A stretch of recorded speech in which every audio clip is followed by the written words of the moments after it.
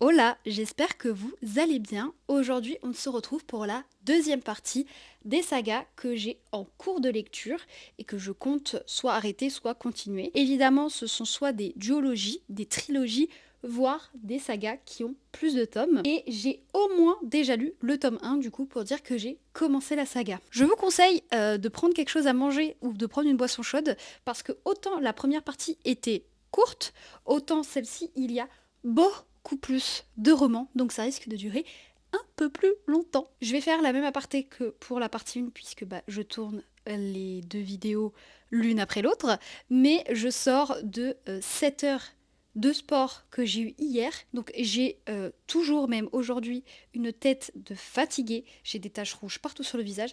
Essayez de faire abstraction, je vous en supplie, je suis affreuse, mais c'est pas grave, j'avais très envie de tourner des vidéos, donc je le fais quand même. Voilà, on est très naturel ici. J'ai lu Immortal Consequences, le premier tome de Ivy Marie, publié chez Pocket Jeunesse au mois de janvier. Ça a été un véritable coup de cœur. Je ne suis pas là pour vous faire mon avis lecture, mais j'ai littéralement adoré, et c'est un premier tome de je ne sais combien de tomes dans la saga. Voilà, donc je peux pas trop vous dire, j'ai pas plus d'infos que ça, mais c'est un premier tome, et évidemment que je vais lire la suite. Au vu du coup de cœur phénoménal qu'a été cette histoire, je n'ai qu'une hâte, c'est de savoir ce qui va se passer dans le tome 2. Sachez que ça me fait énormément penser à Atlas Six, mais évidemment, Atlas Six, c'est de la fantasy adulte. Ici, on est plutôt sur de la fantasy young adulte. Voilà, mais on va suivre aussi 6 points de vue. Ça va être aussi une académie de magie, avec des jeux de pouvoir, etc. Il va y avoir de la trahison, un petit peu de romance ici. Bref, c'était hyper qualitatif, j'ai adoré. Donc oui, je vais évidemment continuer la saga. En fin d'année 2025, j'ai lu La bibliothèque de la reine sorcière de Stéphanie Burgis, publié chez Corrigan. C'est le premier tome des Reines infâmes. Et vu qu'il y a 3 reines infâmes, j'ose penser que c'est une trilogie. Le second tome n'est pas encore sorti. Je pense que je lirai le second tome parce que j'ai vraiment beaucoup aimé ce premier tome qui est une cozy fantasy. Par contre, si le deuxième tome est une lecture plaisante mais sans plus, je ne pense pas que je lirai le troisième tome. À voir comment ça va se passer, mais pour l'instant, je compte continuer la saga. Mais voilà, encore une fois, le tome 2 n'est pas encore sorti, je ne sais pas du tout quand est-ce qu'il va sortir, mais pour l'instant, je suis très ok de continuer cette saga. Surtout si le tome 2 reste de la cozy fantasy. Voilà, parce qu'en plus celle-ci, j'avais trouvé qu'elle était assez bien faite. J'avais beaucoup aimé le développement de la romance entre les deux personnages. J'avais beaucoup aimé Saskia, qui est du coup la reine de cette saga. J'avais bien aimé les jeux de pouvoir, etc. qu'il y avait, parce que même si c'était une cozy fantasy, il y avait quand même de l'action. Voilà. Et c'était vachement sympa, et on va être dans un univers avec une bibliothèque et tout. Très cool. Une de mes sagas chouchou, c'est la Compass série de Brittany Séchéry, publiée chez Hugo Poche. Le tome 1, c'est Tempête du Sud, ça avait été un véritable coup de cœur. J'ai adoré, c'était incroyable, ça abordait des thématiques ultra touchantes. De toute façon, j'adore BCC qui a tendance à toujours faire des romances ultra touchantes. Et franchement, ça, c'était un énorme oui, j'avais kiffé. Ça fait un petit moment que j'ai lu, ça doit faire 1 an et demi. Mais il me reste toujours dans la tête et j'avais adoré. Du coup, j'avais lu le tome 2, Lueur de l'Est, qui n'avait pas été un coup de cœur mais qui avait tout de même été une excellente lecture. Pareil, ça va aborder des thématiques qui sont ultra poignantes, ultra touchantes, et c'est toujours aussi bien écrit parce que c'est toujours BCC et que c'était incroyable. Je sais que pour beaucoup, ça a été le tome préféré de beaucoup de gens. Il y a quasiment tout le monde qui a préféré ce tome-là. Ça n'est pas mon cas, mais c'était un énorme oui aussi, et voilà, toujours dans la même vibe, c'était incroyable. J'ai donc lu le tome 3, À l'Ouest les vagues, toujours de BCC, toujours chez Hugo Bosch, qui lui a été une révélation. Le premier tome avait été un coup de cœur, celui-ci c'est pas juste un coup de cœur. C'était un coup de marteau dans mon cœur, ok? Ça fait partie de mes meilleures romances de tous les temps. Et autant dans la vidéo précédente, vous avez vu qu'il y avait le tome 3 de Kings of Sin qui faisait partie de mes meilleures romances. Sachez que le tome 3 de la Compass série fait également partie des meilleures romances que j'ai lues jusqu'à présent. C'était phénoménal. Voilà, jusqu'à présent, je ne peux que vous recommander la Compass série. Sachez que chaque tome est entre guillemets indépendant les uns des autres, mais ils vont suivre un ordre chronologique dans le temps. Voilà. Donc vous allez avoir des références aux couples que vous avez vus dans les tomes précédents. Mais chaque tome porte sur des personnages différents. Et du coup, vous l'aurez compris, le dernier tome, Étoile du Nord, je ne l'ai pas lu. Je l'avais commencé, c'est pour ça que j'avais commencé à la noter, mais je ne l'ai pas terminé, puisque je l'ai mis de côté. J'étais pas dans la vibe de lire ce dernier tome. Et du coup, je pense que je le terminerai cette année, mais je ne suis pas sûre. Sachez qu'en tout cas, j'ai la saga dans son entièreté dans ma bibliothèque, que pour l'instant c'est busy quoi, donc j'ai forcément adoré la saga. Je sais que je vais beaucoup aimer ce tome-là, mais je suis pas prête pour l'instant à plonger dans ce tome 4. Tout simplement. En fait, je pense que je suis pas prête à terminer la saga. Quand bien même c'est très satisfaisant de terminer une saga. Mais voilà, sachez qu'il me reste ce dernier tome à lire et qu'après j'aurai terminé la Compass série. Pareil, je pense que je vous ferai une vidéo complète et détaillée sur la Compass série. Soit je regrouperai une vidéo avec 3 sagas que j'ai lues dans leur entièreté pour vous faire un avis complet, global, sans spoil, et que je vous dise lequel j'ai préféré, pourquoi, etc. Soit je vous ferai une vidéo détaillée à chaque fois. Je ne sais pas, parce que sinon j'ai peur que ce soit trop long. On verra. Une saga à 6 tomes, mais que j'affectionne tout particulièrement, que j'avais déjà lu, pas dans son entièreté à l'époque, mais que j'ai lu il y a 6 ou 7 ans, qui est ressorti dans une nouvelle édition suite à la sortie du film, et que vraiment j'adore, donc que je relis doucement mais sûrement, c'est la saga des Marketmen de Jay Cronover. Alors je vous ai pris le tome 3, n'importe quoi Camille. La saga des Marketmen de Jay Cronover, publiée chez Hugo Poche, que j'adore, c'est avec des mecs tatoués, voilà, avec beaucoup de caractère, etc. J'adore parce que je trouve qu'il y a une touche d'originalité dans ces romances-là. C'est pas du vu et du revu. Et quand bien même ça a été écrit il y a, on va dire, pour arrondir, globalement 10 ans, je trouve que c'est pas aussi cringe que quand on relit des romances qui ont été écrites il y a 10 ans. Parce que parfois les mœurs sont évoluées, voilà. Il y a 2-3 trucs qui se disent qu'on n'écrit plus trop dans les romances parce que ça fait un peu too much. Mais globalement, les histoires restent superbes. Évidemment, ça c'est la couverture du film, mais c'est une jaquette, on peut la retirer. Et c'est une saga à 6 tomes. Donc j'ai lu le tome 1, mais j'ai pas encore relu le tome 2. Et pour être très honnête, je m'en souviens pas. Donc ça va être comme si je redécouvrais ma lecture. J'ai le tome 3 ici, et je vous ai pas pris l'entièreté de la saga, mais je les ai tous. Voilà. Donc j'ai recommencé avec le tome 1 que j'ai adoré. Tout, vraiment, ça avait été déjà une très bonne lecture à l'époque et c'est toujours une excellente lecture. Et j'ai vraiment hâte de lire les autres tomes. Ça va se faire petit à petit, hein. Sincèrement, ça c'est des tomes, c'est des bouquins que j'ai dans mon sac en temps normal, que je lis petit à petit. Vous attendez pas à avoir un avis complet et détaillé sur la saga très prochainement. Mais elle est là, elle existe et j'ai tous les tomes. Ensuite, là je vais vous parler d'une duologie que j'ai terminée, mais il y a un spin-off qui est sorti. Et du coup, je le compte comme saga non terminée. C'est la saga Berlioz de Tim Lore. Et le premier tome, c'est Julia, que j'avais adoré. Attention, c'est une dark romance très très sombre. Plus, attention. Donc voilà, c'est une romance psychologique très sombre, qui vont aborder du coup des thématiques très très sombres. Mais autant je suis pas une grosse fan de la dark romance, autant ça, c'était incroyable. J'ai beaucoup aimé la plume de Tim Lore. Et j'ai beaucoup aimé l'histoire parce que c'est de l'auto-édition. Parce que l'autrice aborde beaucoup de sujets concernant la controverse autour de la politique et du fait que la politique, voilà, elle est un peu pourrie. Donc elle va aborder ces thématiques-là. Et évidemment, dès que ça touche à des sujets politiques avoués et non pas pour lesquels on passe par 4 chemins, c'est dur d'être publié en maison d'édition. Mais en tout cas, j'ai adoré le travail édito qu'elle a fait autour de ça, j'ai adoré l'histoire. J'ai lu, du coup, parce que vous avez compris que c'est entre gros guillemets une duologie, le tome 2 qui a été un coup de cœur. Déjà le tome 1 ça avait été un coup de cœur, mais rien comparé à Marianne, le tome 2 qui m'a remué les tripes, le cœur, l'entièreté de mes organes, vraiment, ils sont tous sortis de mon corps pour se remettre dedans, mais pas dans le bon ordre. Ça m'a transportée.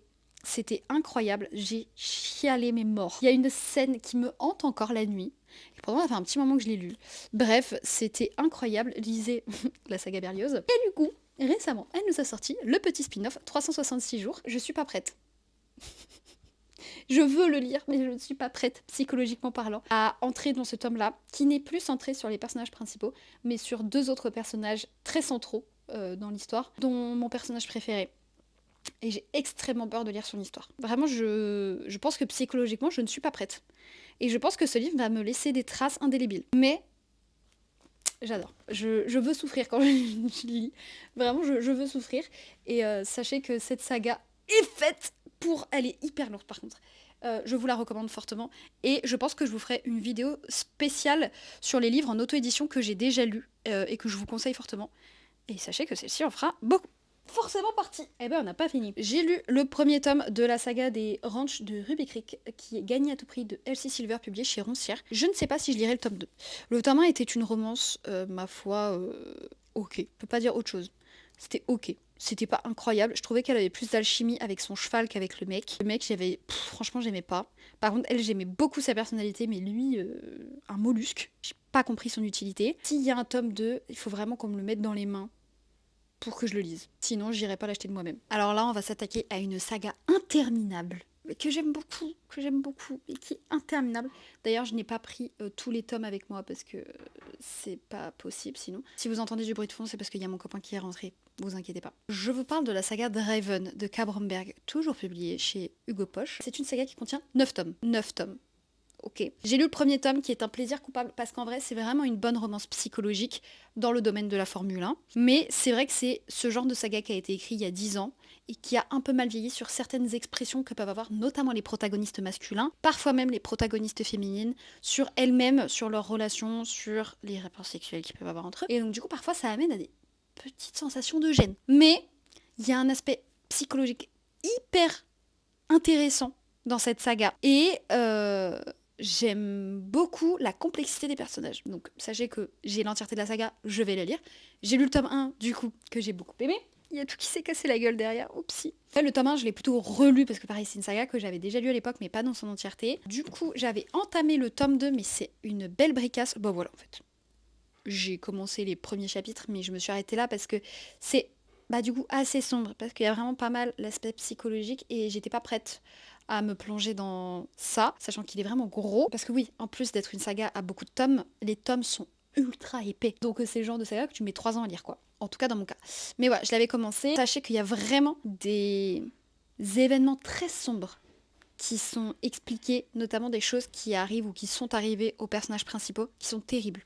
Sachez-le. Faites attention à vous quand vous lisez cette romance psychologique. Et du coup, j'ai le tome 3, pareil, qui est un beau parpaing, et tous les autres tomes de la saga que je vous épargne ici, que j'ai en ma possession, et que du coup, il faut que je lise. Je suis un peu deg parce que du coup, je les ai reçus gratuitement, ceux-là.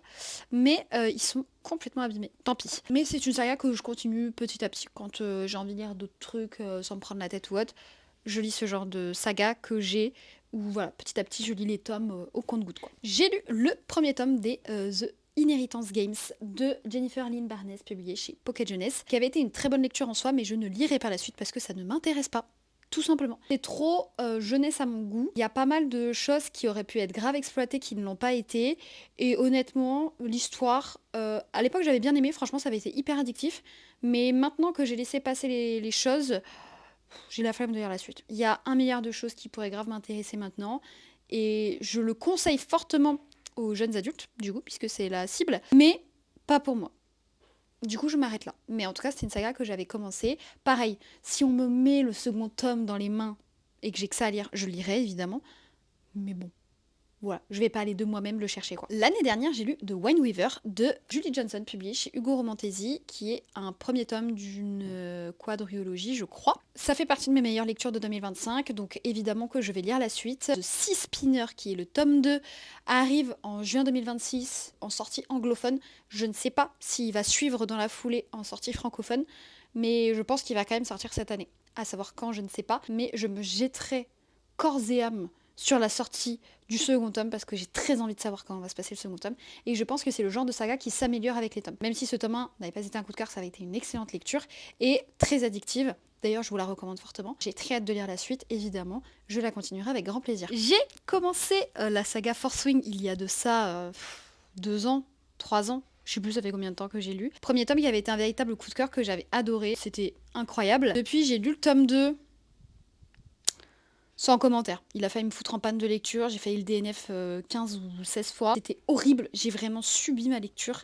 Il n'y avait que la fin qui valait le coup. Vraiment, je n'en pouvais plus. Et du coup, j'ai entamé le tome 3 et j'ai trop la flemme. Du coup, je l'écoute en livre audio parce que je me dis que ce sera plus facile à lire que là. Ça m'a l'air un peu plus intéressant que le tome 2, je vais pas mentir. Mais vraiment, je suis en train de me lasser de cette saga. Je trouvais que le tome 1 valait grave le coup, mais la suite... Voilà quoi. Je l'écoute en livre audio. Si je suis pas convaincue, j'arrêterai la saga là parce que bon, je me ferai spoiler à droite à gauche, je m'en fous. Voilà. Ensuite, on s'attaque à une duologie, Nymphéa et la Chambre Rouge de Margherita Gabbiani, publiée chez Hugo Poche, que j'avais lu il y a 2 ans, je pense. Aïe, qui est une romance érotique. Attention à vous, s'il vous plaît. Interdit au moins de 18 ans. Pareil, va y avoir des trucs hyper sombres qui vont être abordés. Et c'est une romance érotique. Donc je vous laisse deviner autour de quoi ça tourne. Voilà. C'est dans le sous-genre, quoi. C'est le but. Ça avait été une très bonne lecture. Il y avait tout un truc d'enquête à côté que j'avais beaucoup aimé. Et il y avait surtout des personnages secondaires que j'aimais beaucoup. Je l'avais lu, c'était sympa. J'ai le 2e et dernier tome qui est Les Dessous de la Chambre Noire en ma possession. C'est un beau parpaing. En vrai, je l'ai, donc je pense que je le lirai. Mais bon, je suis pas pressée, quoi. C'est-à-dire que c'est là. Je crois que ça porte sur le frère du mec du premier tome. À voir. Je sais pas si ça vaut le coup, j'avoue. Mais bon, après, il est là. Autant le lire. L'année dernière ou l'année d'avant, je ne sais déjà plus, j'ai lu le premier tome de la saga Bodyguards de Laura S. Wilde, publié chez Hugo Boss toujours. Hein. Là, on est en train de sortir tous les Hugo Boss de toute façon. Ça avait été vachement sympa, mais sans plus. Franchement, c'était une lecture, ça m'a permis de décompresser, de déconnecter, etc. C'était cool. J'ai pas mal rigolé, parce qu'il y a pas mal d'humour. Mais c'est tout. Est-ce que je lirai la suite? Non, je ne pense pas.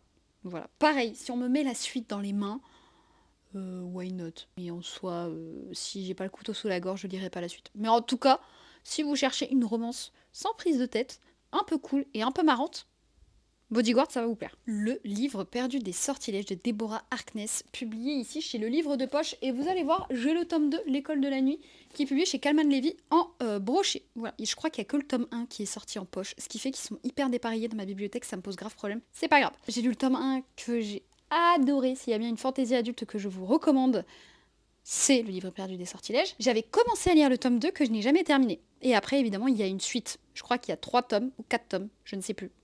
Je sais pas. Je suis très nulle là-dessus. Mais ça vaut énormément le coup. Sachez-le. Mais du coup, il faut que je reprenne. De toute façon, ce sera avec plaisir que je vais replonger dans le tome 1, je vous mens pas. Et du coup, je continuerai la saga par la même occasion, parce que du coup, j'avais débuté le tome 2, mais je l'ai pas terminé, donc c'est comme si je l'avais pas lu au final. Donc voilà, je continuerai la saga. À voir si elle sortira cette année. J'ai tellement de choses à lire en vrai que je ne pense pas. Mais elle est dans ma bibliothèque, et évidemment, c'est le genre de bouquin indémodable qui me plaira toute ma vie.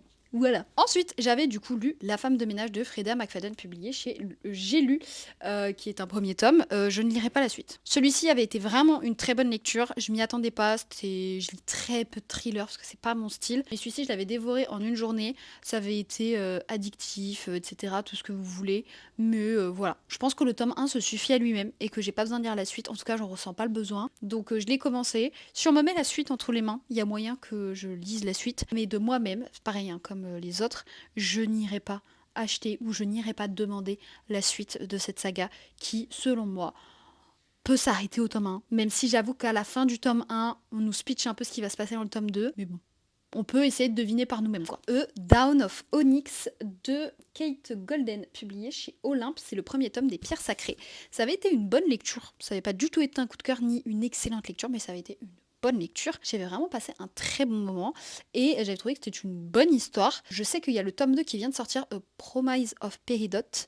Je ne sais pas si c'est une duologie, une trilogie, une quadrilogie, je ne sais pas. Mais j'ai très envie de lire le tome 2. Voilà. Et je pense qu'avant de lire le tome 2, je vais me replonger dans le tome 1 parce que quand bien même je me souviens de l'histoire, je pense qu'il y a plein de détails que j'ai oubliés et qui seront nécessaires pour continuer le tome 2, sachant que c'est la continuité de cette histoire. Donc voilà, j'ai très envie de continuer la saga, il faut que je me procure le tome 2. J'ai demandé à Olympe, mais ils n'ont pas voulu me l'envoyer, mais c'est pas grave, j'irai me l'acheter toute seule. Je continuerai volontiers la saga, parce que même si c'était une lecture ok, bah je sais pas, elle me reste un peu en tête, donc tant mieux. J'ai lu Powerless de Lauren Roberts, publié chez Olympe, toujours. Je crois que c'est une trilogie avec des tomes compagnons. J'ai envie de lire la suite parce que j'ai adoré Powerless, pareil, qui fait partie de mes meilleures lectures de 2025. Mais on m'a dit que la suite était bof et que le tome 2 ne servait à rien. Mais excusez-moi, au vu de la fin de ce tome 1, je suis obligée de lire le tome 2. Mais comment ça s'arrête sur ça là? Ça va pas ou quoi? Je veux savoir la suite, mais que va-t-il advenir de ces personnages? Vraiment, quitte mon bébé, Kai mon bébé, Paedin mon bébé, je veux savoir comment ils vont évoluer. Donc je pense que je lirai la suite, c'est pas je pense, c'est je suis sûre, même si j'ai peur d'être déçue. Sachez que je prends en compte les commentaires négatifs dessus, et justement ça me permettra d'avoir moins d'attentes, et du coup ça m'évitera la déception, je pense. Mais je lirai la suite. Théoriquement, j'ai la saga dans son entièreté, la saga Campus Drivers de C.S. Quill, publiée toujours chez Hugo Poche. Le premier tome, c'est Super Mad. J'avais adoré. Vraiment, je crois que ça avait été un coup de cœur ou un 4,5 sur 5. C'était vraiment incroyable. J'avais trop aimé la vibe. C'est une romance universitaire. Non, ça c'était trop cool. J'avais adoré la relation entre les deux personnages et j'avais adoré la vibe. Et du coup, je me suis procuré la suite. J'ai lu du coup le tome 2, c'est le Book Boyfriend. À chaque fois, ça porte sur un des mecs de la bande. Donc on va retrouver tous les autres de la bande, mais ça va être à chaque fois des relations différentes. Pareil, j'avais bien aimé, mais pas autant que le premier. Franchement, ça avait été une romance sympa, mais sans plus. j'avais juste passé un très bon moment. J'ai donc lu le tome 3 qui est Crash Test, qui pour le coup m'avait un peu plus convaincu que le tome 2. J'avais adoré la personnalité de la prota, femme forte et tout, caractérielle de ouf, j'avais adoré. Mais voilà, ça ne dépasse toujours pas le tome 1 qui pour moi reste le meilleur. Et il me reste le tome 4 qui est énorme et qui s'appelle Love Machine. Et le tome 5, pareil, qui est énorme et qui est Good Luck, mais écrit en mode Luc. Voilà, je vais me plonger dedans, pareil avec envie, mais c'est le genre de romance que je préfère lire un peu en été. C'est le genre de truc un peu sans prise de tête, bonne vibe, Found Family, tout ça, que j'aime bien.